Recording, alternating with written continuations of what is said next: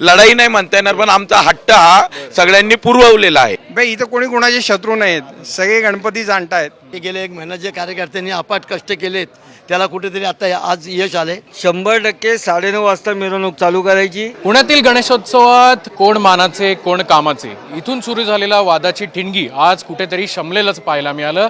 Pune police आयुक्त अमितेश कुमार असतील, खासदार मुरलीधर मोहोळ असतील आणि त्यासोबतच गणेश मंडळांचे प्रमुख पदाधिकारी आणि अध्यक्ष असतील यांच्यामध्ये एक समन्वय झाला आणि त्यातनं आज कुठेतरी ही ठिणगी जी आहे ती शमल्याचं आपल्याला पाहायला मिळते. हे सगळे माझ्या आजूबाजूला जे सगळे आहेत ते शहरातले प्रमुख मंडळांचे सगळे पदाधिकारी आहेत. नेमका जो वाद होता तो काय होता आणि कुठपर्यंत आपण त्यावर मात केली? काय होतं, आमच्या सर्वसामान्य मंडळाच्या मनामध्ये खूप दिवसांपासून आमची खतखत होती की हे जे मानाचे मंडळांची जी काय वेळ लावतात ते त्याच्यामुळे आमचे सर्वसामान्य मंडळांना दुसरे दिवस उजडायचा मिरवणुकीला. आता isakal.com आहे देशातील नंबर 1 ची मराठी न्यूज वेबसाईट. प्रत्येक अपडेटसाठी isakal.com ला नक्की भेट द्या. त्याला सगळे आम्ही कार्यकर्ते त्रस्त होतो. त्याच्यामध्ये आम्ही वारंवार सर्वांशी बोलत होतो की बाबा ही सगळी व्यवस्था बदलली गेली पाहिजे. हे जे 5-5 पथकं लावतात, बँड लावतात, टाईम सगळा फ्रेम वाढत जातो, त्यामुळे मंडळांना विलंब होतं. तर ह्या विषयामध्ये आज सन्माननीय खासदार आपले मुरल्यांना जरी खासदार असले तरी ते पहिले एका मंडळाचे कार्यकर्ते, त्यांनी आमच्या सर्व मंडळाच्या कार्यकर्त्यांची आमची व्यथा, आमची खंत ऐकून घेतली व याच्यावरती योग्य असा निर्णय आमच्या सर्वांचा झालेला आहे की जे मानाचे गणपती पूर्वी 11-11:30 निघायचे, त्यांनी शब्द दिलेला आहे की ते सकाळी 9:30 वाजता निघणार आहे.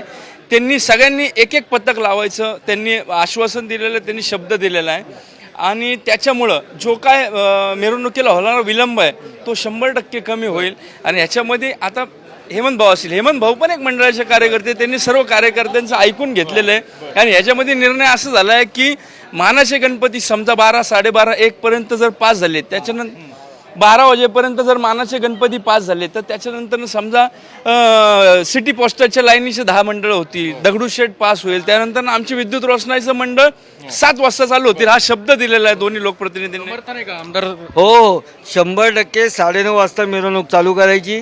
12 वाजेपर्यंत 5 मार्चाचे गणपती पास होतील. त्याच्यानंतर जे बिगर रोषणाईचे गणपती आहेत त्यांनी जायचे 6 वाजेपर्यंत, त्याच्यात 4 वाजता दगडूशेठ पण जाणार.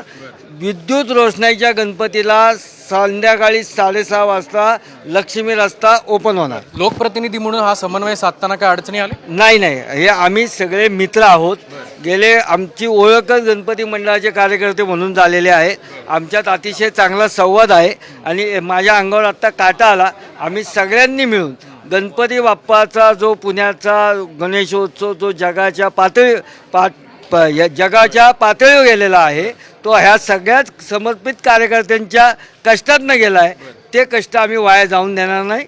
आम्ही जगाच्या नकाशावर पुण्याचा गणपती आम्ही सगळे मिळूनच अतिशय चांगल्या पद्धतीने आक्रमक पद्धतीने जी भूमिका मांडली होती त्याचं सार्थ्य ठरलं का? 100% आमची जी मागणी होती की मानाच्या गणपतींचा जो विलंब लागत होता, जे ते 10:30, 11, 12 वाजता जे निघायची जी त्यांनी स्वयंघोषित आला परत शब्द प्रथा मांडलेली होती, त्याला आज कुठेतरी सगळ्यांचे मुरल्यांना मोहोळ असतील, हेमंत भाऊ असतील, यांनी कुठेतरी एका फ्रेममध्ये बसवलं सगळं की 9:30ला निघणं, 12 वाजता समाधान चौक क्रॉस करणं, हे आता सगळं फ्रेममध्ये आले. त्यामुळे आमची जी बाकीची विदाऊट रोषणाईचा आमचा माझ्या मंडळाचा पास होता बालविकासचा, त्या आम्हाला आता 100% विश्वास झाला आहे की आम्ही 6:30 वाजेपर्यंत आमच्या मंडळाचा गणपती विसर्जन होईल. इथंच आम्ही लढाई नाही म्हणता येणार, पण आमचा हट्ट हा सगळ्यांनी पुरवलेला आहे. थेट कोर्टाच्या याचिकेपर्यंत आपण गेलो होतो. आता काय ते सगळे कोर्टाची याचिका वगैरे काही नाही? संपलाय तो विषय. माननीय मुरल्यांना मोहोळ व आमचे आमदार हेमंत भाऊ रासने यांनी तो मार्ग काढलेला आहे आणि आम्ही सर्व मंडळं हे खूप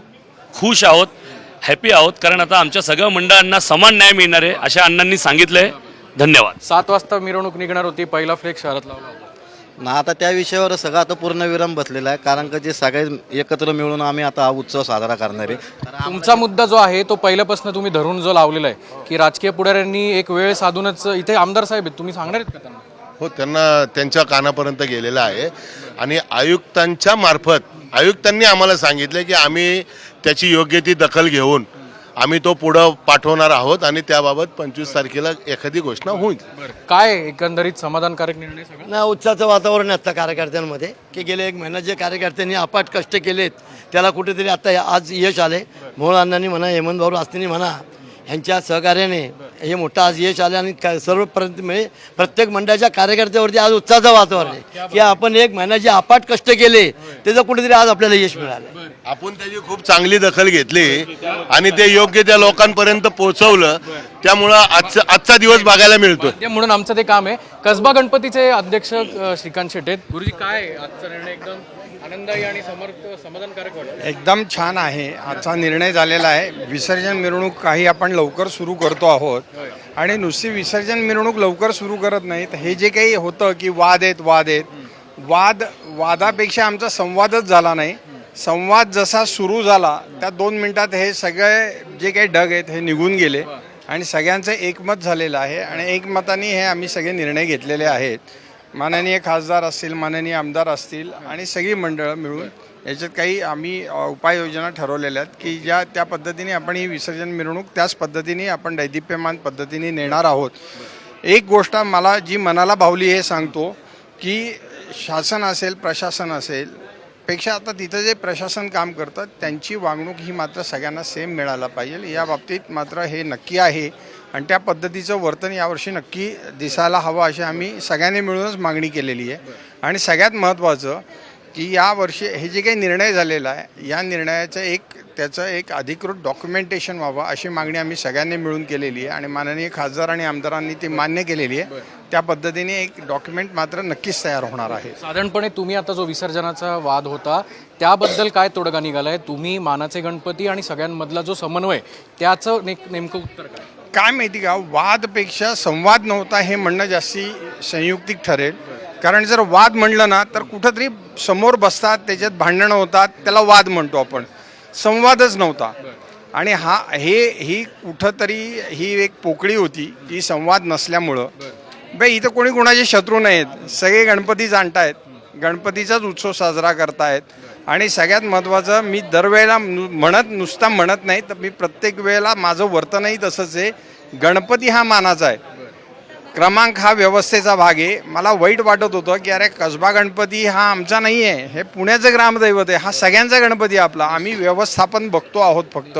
पण आता ते आमच्या लक्षात आलं की त्याच्याबद्दल काही विषय नव्हता कुणाचाच आणि संवाद झाला, मोकळेपणाने संवाद झाला. आणखीन एक आहे, हेही गोष्ट आहे की अनेक दिवस राबून प्रत्येक मंडळाचा कार्यकर्ता हा काम करत असतो. आपलं मंडळ, आपला मांडव, आपला बाप्पा, आपल्याकडे येणाऱ्या लोकांची व्यवस्था असेल, विसर्जन मिरवणूक असेल, जर समजा ते 12 तास त्याच्यात झटतायत, 24 तास झटतायत, 36 तास झटतायत तर त्यांनाही त्या पद्धतीचा मान म्हणण्यापेक्षा त्यांना त्या पद्धतीची सक्षम व्यवस्था मिळाली पाहिजे. आणि हे खरंच मायाही मनाला लागलं आणि मी स्वतः आणि आम्ही सगळ्यांनी मिळूनच आता आम्ही 5 हे 10 असं काही चित्र नाहीच आहे. फक्त काय आहे, आम्ही कधी फार गणेशोत्सव झाला की आम्ही आमच्या कामाला जातो, असं फार आमचा कोणाशी संपर्क नसतो. पण एकदा संपर्क झाल्यावर सगळे विषय आता कोणी कामाचे नाही आणि कोणी मानाचे नाही हे तर पहिल्यापासूनच आहे.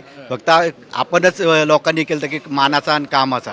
आणि सर्वात महत्त्वाचं म्हणजे ह्या वर्षी जे आपल्या महाराष्ट्र शासनाने राज्य महोत्सव म्हणून हे केलं आहे त्याचा सर्वांनी अभिमान आहे की आपले स्थानिक आमदार जे मंडळाच्या कार्यकर्ता तयार होऊन गेलेले आहेत, या आमदार साहेब हेमंत भाऊ रासनेंनी प्रयत्न करून सांस्कृतिक मंत्री आपले आशिष शेलार व महाराष्ट्राचे मुख्यमंत्री देवेंद्र फडणवीस, उपमुख्यमंत्री अजितदादा पवार, एकनाथ शिंदे यांनी सर्वांनी राज्य महोत्सवाची ही आपल्याला मान्यता दिली. ही सगळ्यात पुण्याच्या अभिमानाची गोष्ट. संपला वाद संपलेलाच आहे ना. वाद मी आधीच पहिलं सांगितलं होतं की आमचा वाद कुठंच नाही आहे. आमच्यात ते घराघरातलं काय, कारण की सर्व आम्ही एकच आहे, पहिल्यापासून सांगितलेलं आहे. एकच आहे. गणेशोत्सवावर आलेलं वादाचं ढग जे आहे ते आता पुढे निघून गेले. आतुरता आहे ती गणरायाची, त्यामुळे हा सगळा संपूर्ण पुण्यातला गणेशोत्सव जो आहे तो असाच निर्विघ्न पार पडेल हीच गणरायाकडे साकडं. गणपती बाप्पा मंगलमूर्ती. कॅमेरामन सुमित भोसलेसह अक्षय बडवे, साम टीव्ही न्यूज, पुणे.